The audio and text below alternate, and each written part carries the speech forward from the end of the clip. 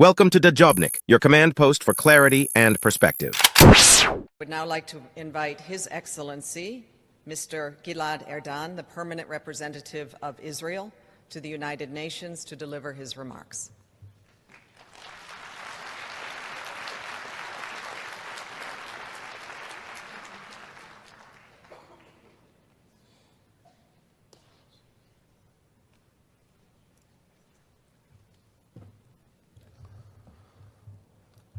Mr. President, Mr. Secretary General, Ambassador Lipstadt, colleagues, friends, and distinguished Holocaust survivors here with us today. 64 years ago, at the trial of the arch-Nazi Adolf Eichmann, the legendary Israeli Attorney General Gideon Hausner opened the prosecution with a haunting message that has been etched into the Jewish ethos. But should he be giving his speech today, these would be his words. When I stand before you here, I am not standing alone. With me are 6 million accusers who perished in the Holocaust. And with me are the 1,200 accusers who were butchered on October 7th. With me are the 136 hostages still being held in Hamas terror tunnels.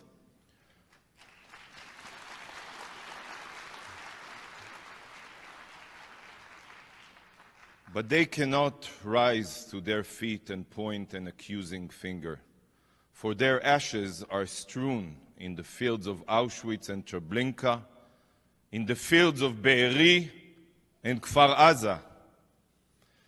Their screams are not palpable from the terror tunnels under Gaza. Their blood cries out, but their voices are not heard. So I shall be their voice. From the crimes of the Nazis and their collaborators until the crimes of Hamas and radical Islam today, the genocidal ideology of exterminating the Jews has remained the same. Today is not only a day of remembrance. This day was designated to also prevent future acts of genocide, to internalize the lessons of the Holocaust, to never be silent, as silence, in the words of Elie Wiesel, encourages the tormentor, never the tormented, and indifference, not death, is the opposite of life. On October 7th, Hamas terrorists murdered, raped, beheaded, and burned families alive. They gunned down young people at a music festival as if it was Babi Yar, and turned entire communities to ash. Every decent, every moral person understands that this was an attempted genocide. We have heard the testimonies of Holocaust survivors who, once again on October 7th, had to face those who seek to wipe the Jews from the earth. Ruth Haran, an 88-year-old resident of Kibbutz Be'eri and a Holocaust survivor, described seeing the corpses of children and babies strewn across the lawns of her community. Her son was murdered. Her daughter, grandchildren, and great-grandchildren were taken hostage. She survived humanity's darkest moment, and what she experienced on October 7th was, in her own words, a genocide. Hamas Nazis came to murder Jews as if we are subhuman. Hamas came to exterminate us, and they have sworn to repeat these horrors again and again and again until Israel and the Jews are destroyed. Every Jew is murdered.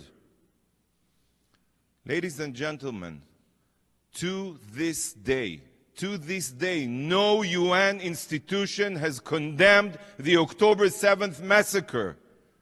It's shocking Even the International Court of Justice, justice for heaven's sake, did not see it morally fitting to condemn Hamas's barbaric massacre against our children and people. This silence is unfathomable. The United Nations was founded upon the commitment to prevent atrocities, to prevent genocide, to be a living testament that never again is not just a slogan, but an action plan. Yet today the UN has become one of the weapons in the arsenal of modern-day Nazis against us.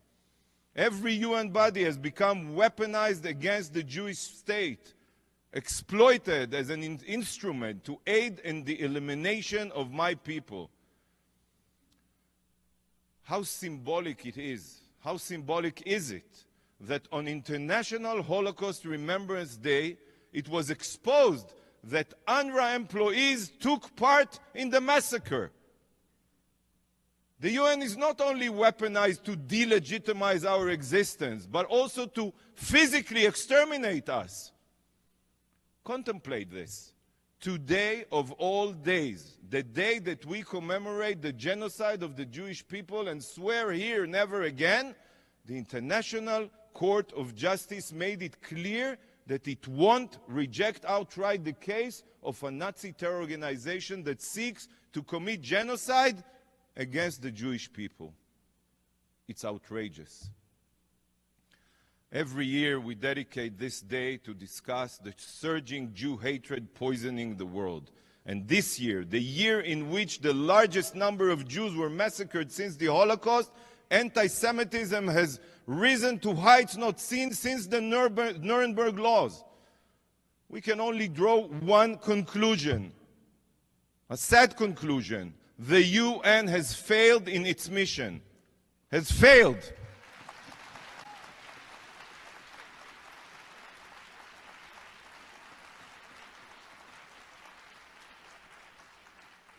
I will not stand here and list all the UN's shortcomings in combating anti-Semitism. I will not discuss the singling out of Israel at the Human Rights Council, the bias of the WHO, or all other UN bodies. It's plain and clear. If you count the number of UN resolutions and condemnations, it's obvious that Israel, the only vibrant liberal democracy in the Middle East, is the #1 threat to world peace. But we know what we are outside of this building. We know very well.